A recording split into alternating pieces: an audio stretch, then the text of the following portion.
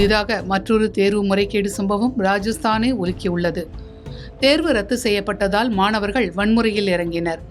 என்ன நடந்ததென்று விரிவாக பார்க்கலாம்.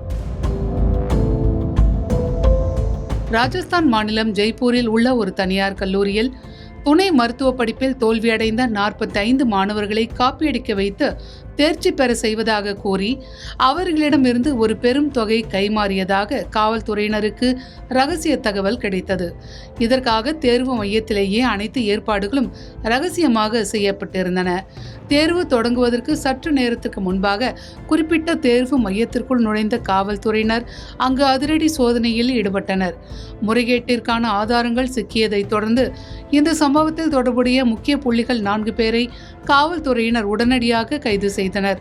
முறைகேடு முயற்சி அம்பலமானதை தொடர்ந்து அந்த குறிப்பிட்ட தேர்வு உடனடியாக ரத்து செய்யப்படுவதாக அதிகாரிகள் அறிவித்தனர். இதனால் நேர்மையான முறையில் தேர்வு எழுத வந்திருந்த நூற்றுக்கணக்கான பிற மாணவர்கள் கடும் அதிர்ச்சியும் ஆத்திரமும் அடைந்தனர்.